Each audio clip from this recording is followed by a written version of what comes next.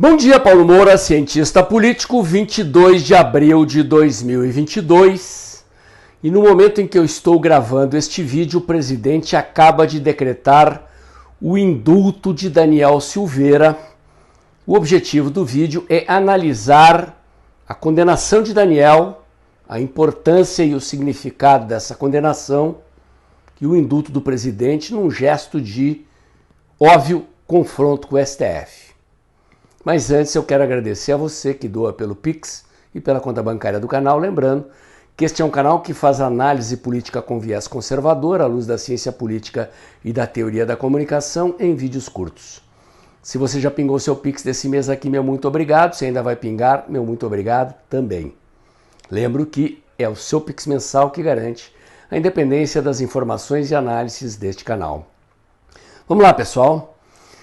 Nós vínhamos numa onda de euforia com a ascensão do presidente Bolsonaro nas pesquisas, com as mobilizações de rua que o presidente Bolsonaro tem proporcionado, as motociatas, os encontros do presidente com a população, a base bolsonarista a 1000 por hora, muito feliz aí com os gestos do presidente de encontro com o povo, praticamente aquilo que aconteceu depois do 7 de setembro do ano passado, desapareceu praticamente o descontentamento da base do presidente com o recuo do presidente naquele episódio e a massa voltou às ruas e para as redes com todo o gás e aparentemente se esqueceram de que o tipo de conflito que está em jogo no nosso país, como eu tenho dito aqui, não é um conflito normal.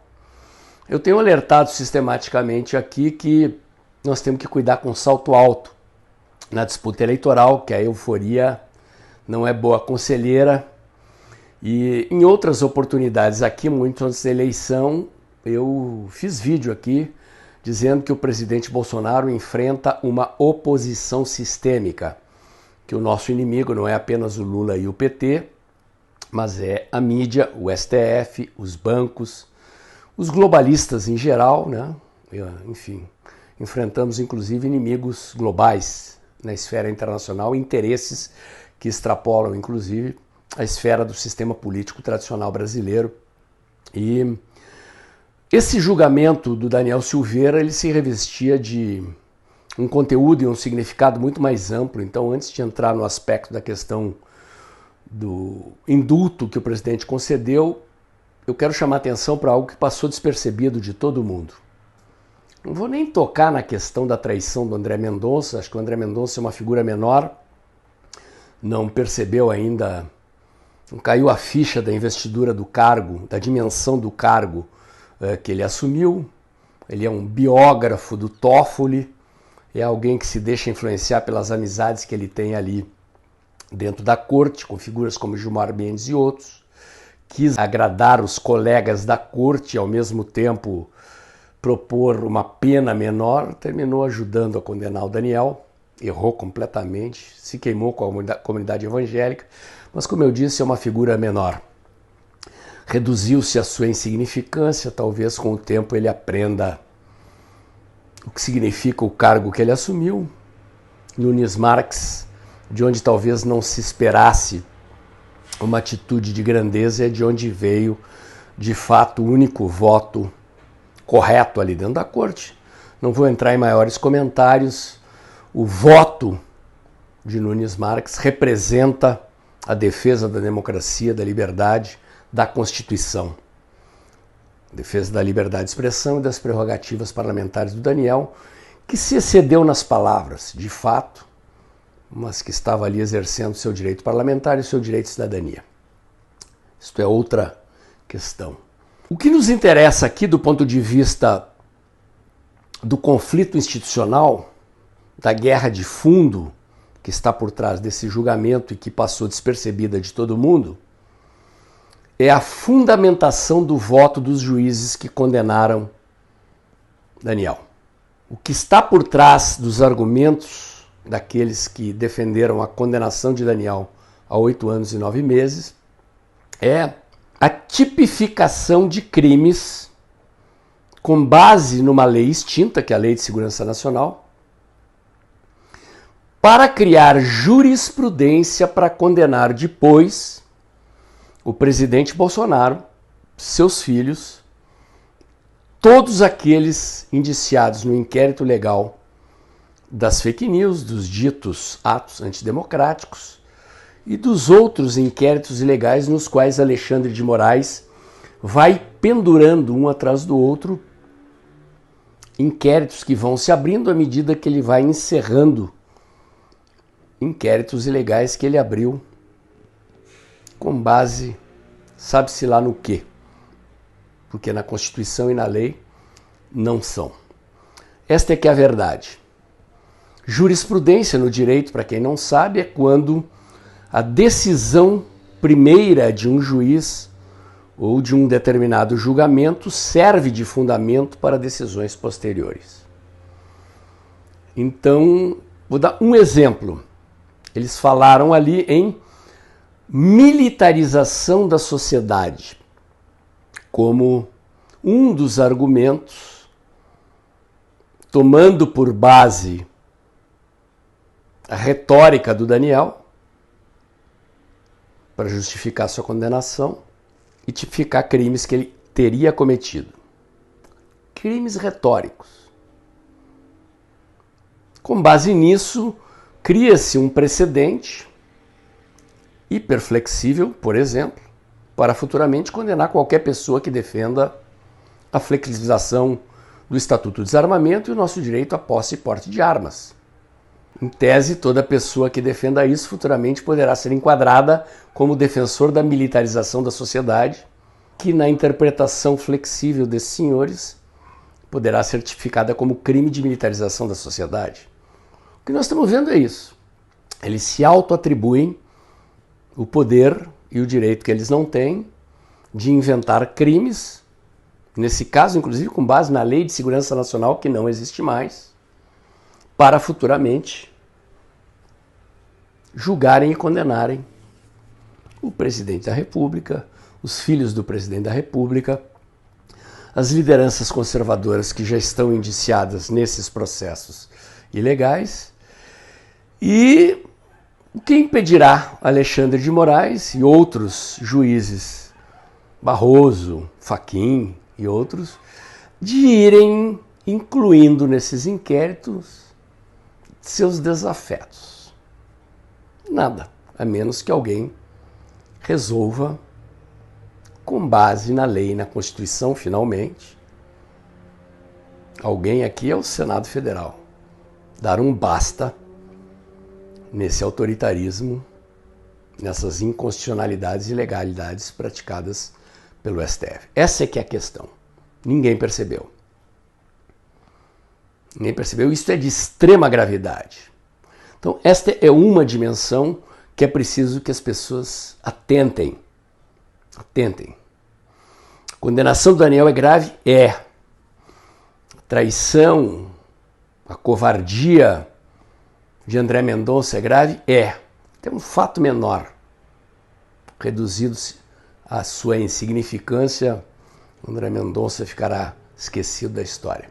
A gravidade aqui é a condenação do Daniel, mas a gravidade maior é essa questão da tentativa de criar jurisprudência para a condenação futura do presidente da República, dos seus familiares, das lideranças conservadoras. Com ou sem reeleição do presidente Bolsonaro. Porque se dependesse exclusivamente da vontade desses senhores, o presidente já teria sido derrubado e estaria preso. O presidente, seus familiares e as lideranças conservadoras indiciadas nesses inquéritos. Tenham certeza disso. O que impede esses caras de prender o presidente, seus familiares e as lideranças conservadoras é um negócio que em ciência política se chama de correlação de forças. É o fato de que o povo brasileiro nas ruas e nas redes sociais está mobilizado e eles não se sentem com força política para fazer isso. É puramente isso. Foi isso que no passado impediu o STF de derrubar o presidente. Porque eles tentaram. Em 2019, 2020 eles tentaram, o presidente convocou o povo às ruas e o povo foi às ruas. E eu chamo a atenção aqui, gente, para o risco que nós corremos. Esse povo que defendia a intervenção militar, que ficou bravateando ameaças aos juízes do STF, cometeu erros. Erros. Quem acompanha o canal aqui há tempo sabe que eu sempre fui contra a intervenção militar, que eu sou contra o uso da violência na política, que eu sou contra ameaçar autoridades, sou contra o uso da violência na política, que eu defendo, como o presidente da República defende, que o jogo aconteça dentro das quatro linhas.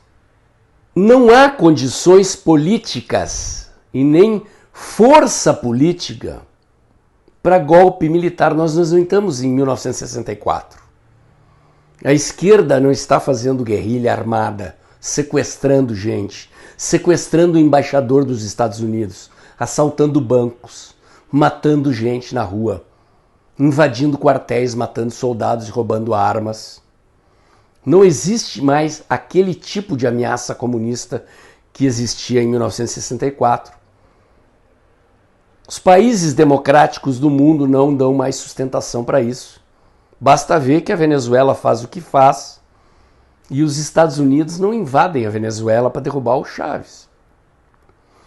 É uma questão de correlação de forças. Então tem gente que defende que o presidente pode assinar um decreto e transformar o Superior Tribunal Militar num superior hierarquicamente, um tribunal superior hierarquicamente ao STF, intervir no STF, mandar prender os caras. Isso é um absurdo, gente. Absurdo, não tem menor amparo legal e constitucional para isso. É um absurdo. Nem legal, nem constitucional, e nós não temos forças políticas para isso. A menos que o presidente botasse os tanques na rua e produzisse o quê? O derramamento de sangue de brasileiro. Porque ia ter que prender gente, torturar, matar gente, para satisfazer a vontade dessa meia dúzia de malucos que são os intervencionistas, que, aliás, felizmente estão calados e desaparecidos. Felizmente, eles também não têm força para tomar uma atitude desse tipo. Porque se o STF quisesse, dependesse da vontade deles, eles já teriam derrubado o presidente e prendido. E eles não têm força porque nós temos força suficiente para impedir. Essa é que é a questão. Não tenho dúvidas que se nós não conseguirmos reeleger o presidente, se Lula voltar ao poder, eles vão prender o presidente, seus familiares, as lideranças do nosso movimento, e nós vamos amargar um retrocesso político e antidemocrático no país de longa data. Isso é que é importante. Nós estamos travando aqui uma luta de vida ou morte. E o presidente, ao indultar Daniel Silveira, jogou uma cartada importante. E aqui eu chamo a atenção de vocês, de novo, para a importância e para a compreensão do recuo do presidente Bolsonaro no 7 de setembro de 2021. Porque se o presidente Bolsonaro não tivesse recuado no 7 de setembro de 2021, o passo seguinte seria ter que botar os tanques nas ruas e sujar as suas mãos com sangue de brasileiros. Isso não é uma decisão fácil. Se a esquerda estivesse matando brasileiros, seria uma decisão óbvia, mas não é o caso. O presidente recuou e adiou este conflito institucional para fazer com que ele coincida com a eleição. Eu tenho dito aqui no canal. O presidente está escalando a mobilização para um novo 7 de setembro. E ao decidir indultar Daniel Silveira, o presidente confrontou o STF. Tomou uma decisão política corajosa, deu um passo, aquele passo que as pessoas esperavam que ele desse no 8 de setembro, ele deu agora. Confrontou o STF. Vocês devem estar tudo vibrando aí, com razão. confrontou o STF, anulou a punição do STF ao Daniel. Vamos aos aspectos jurídicos. O indulto é uma prerrogativa legal do presidente. Em que hipóteses o STF poderia anular o indulto? Um indulto presidencial só pode ser anulado em casos de crime hediondo. Acontece que o próprio STF já tem decisões, jurisprudência, lembra? Eu expliquei lá atrás, decisões anteriores da justiça que justificam decisões posteriores, flexibilizando o indulto até para crime hediondo, ou seja, o próprio STF já confirmou indultos presidenciais para criminosos que cometeram crimes hediondos. Portanto, se o STF anular o indulto presidencial, ele estará entrando em contradição com ele mesmo. Mas eu posso apostar que periga o STF anular o indulto do Daniel. Anular o indulto do Daniel. Porque o STF está movido por razões políticas. O STF quer derrubar o presidente, quer prender o presidente, quer prender a todos os conservadores se puder. Essa é que é a questão. Estou tentando aqui projetar o pós-indulto, para botar na equação de vocês. Muito bem. Saiu uma matéria na imprensa agora, em que Ricardo Barros, liderança do Partido Progressista, e outros líderes políticos do Congresso, aventam a possibilidade de que o Congresso Nacional não acate a cassação do mandato de Daniel Silveira. Aqui mais uma questão jurídica. Consultei o Dr. Antônio Augusto Maier dos Santos, advogado eleitoralista, e o que ele diz? O indulto não anula a cassação do mandato e a inelegibilidade. Portanto, mesmo que o presidente Bolsonaro indulte o Daniel, ele continua cassado e inelegível, ok? Quer dizer, o indulto não anula a pena. Ele é um perdão, mas não anula os supostos crimes que o Daniel teria cometido. Ok? É uma questão de interpretação. Ele não cometeu o crime, mas como ele foi condenado, o presidente deu um perdão. Ele continua inelegível e cassado. Mas o Congresso Nacional o poder legislativo, pode não reconhecer a cassação, portanto pode devolver o mandato e a elegibilidade. E pode fazer isso por maioria simples do quórum. Lembrando que, recentemente, quando Arthur Lira colocou em votação a urgência da lei das fake news, a pedido do STF, foi derrotado. O presidente Bolsonaro fez maioria, juntando a unanimidade do Partido Liberal, partido do presidente, mais o Partido Novo, mais um conjunto de parlamentares, fez maioria e derrubou a urgência.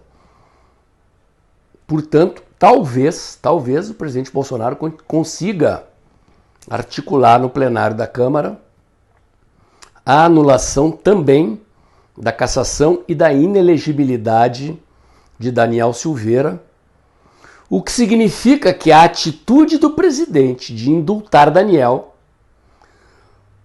talvez consiga amparo, legitimidade e sustentação política na Câmara dos Deputados. E aí, meus caros seguidores, nós teremos uma situação em que será o presidente da República e a Câmara dos Deputados contestando e confrontando o STF. O jogo é outro. E lembro, meus caros seguidores, que hoje é dia 22 de abril e que dia 1º de maio haverá manifestações nas ruas em todo o Brasil. Não sabia? Não se lembra que no dia 1º de maio do ano passado houve grandes manifestações em todo o Brasil? Pois é, houve e haverá de novo. Mais um esquenta para o 7 de setembro. Se vocês não têm prestado atenção, o presidente Bolsonaro vem insistentemente tratando de novo da pauta da questão da transparência das urnas. Ele vem cutucando essa pauta e o TSE, Alexandre de Moraes, Fachin, Barroso, eles não vêm respondendo, porque essa pauta foi a pauta que foi votada no Congresso Nacional no passado e que serviu de aquecimento para o 7 de setembro. E o STF e o TSE não vêm respondendo para evitar justamente o aquecimento da mobilização. Só que essa questão da condenação do Daniel Silveira e certamente agora o indulto do presidente vão gerar um conflito institucional seguido da mobilização do 1º de maio, que vão fazer as vezes do conflito político institucional que vai mobilizar as ruas de novo. Este é o contexto, gente, é o contexto. Lembrando que trata-se de uma questão de vida ou de morte para nós conservadores. Não só para o presidente Bolsonaro. O presidente Bolsonaro já deu sobrados exemplos de sacrifício pela nação, sacrifício pela nossa liberdade. Levou uma facada, né, gente? Está na hora de fazermos a nossa parte.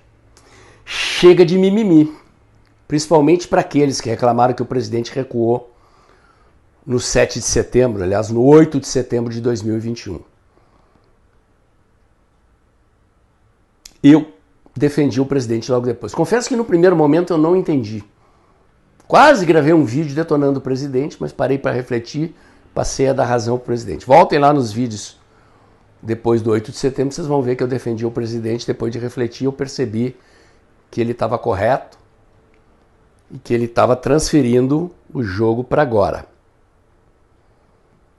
E o presidente está jogando certinho.